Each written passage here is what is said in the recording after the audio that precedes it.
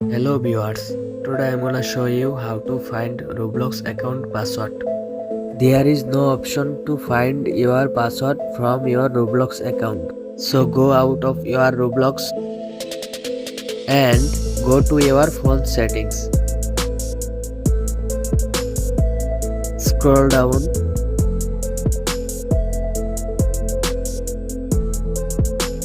and click on your Google. Now click on your Gmail address and click on your manage your Google account. Now click on password manager. You can find all of your saved password here. If you want to view your Roblox password, then click on your Roblox. Now you can view your password here. If you found this video helpful, please subscribe to my channel. Thank you.